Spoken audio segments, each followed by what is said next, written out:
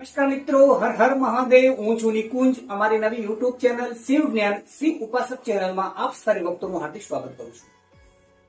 YouTube ઉપર હમણાં જોયું તો ઘણા ભક્તોએ એવી કોમેન્ટ્સ કરી છે કે ભગવાન શિવને કઈ સ્તુતિ વધુ ગમે છે, ભગવાન શિવની સ્તુતિ કઈ છે. આજે આપણે શિવ જ્ઞાન શિવ ઉપાસક ચેનલ મારફતે આજે ભગવાન શિવને કઈ સ્તુતિ વધુ ગમે છે, ભગવાન શિવની સ્તુતિ કઈ છે તેના વિશે ચર્ચા કરવાના છે મિત્રો. તો આપણે જે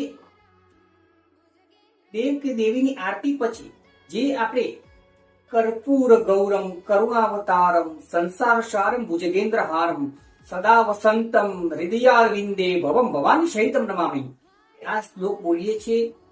તો મિત્રો, આ શિવ જ્ઞાન શિવ ઉપાસક ચેનલ મારફતે દરેક ભક્તોને હું જણાવવા માંગુ છું કે આ શ્લોક નથી, ભગવાન શિવની સ્તુતિ છે. ભગવાન શિવના ગુણગાન ગાવામાં આવ્યા છે. કપૂર એ સાચો શબ્દ નથી, કર્પૂર સાચો શબ્દ છે. જો આપણે સાચા શબ્દનું ઉચ્ચારણ કરીશું તો આ સ્તુતિનું 100% રિઝલ્ટ મળશે. એટલે મિત્રો, આ વિડીયો મારફતે હું તમને જણાવી દઉં કે કપૂર ને કર્પૂર એ સાચો શબ્દ છે.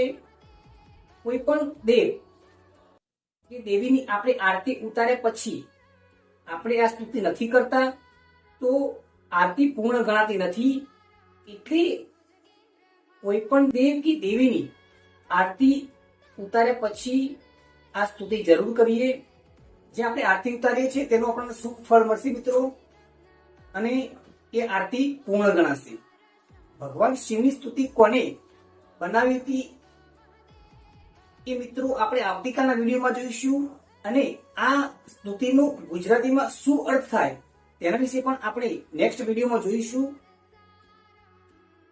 જો અમારે શિવ જ્ઞાન ચેનલમાં તમને કંઈક નવું જાણવા મળ્યું હોય તો ફટાફટ અમારી શિવ જ્ઞાન શિવ ઉપાસક ચેનલ વધુમાં વધુ સબસ્ક્રાઇબ કરો, શેર કરો, લાઈક કરો, ફોલો કરો, જેથી ભગવાન શિવની વાત, ભગવાન શિવનું જ્ઞાન આપણે બીજા ભક્તો સુધી પણ આગળ પહોંચાડી શકીએ.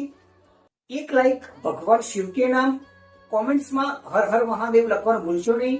હર હર મહાદેવ. જય કાશી વિશ્વનાથ. નમસ્કાર.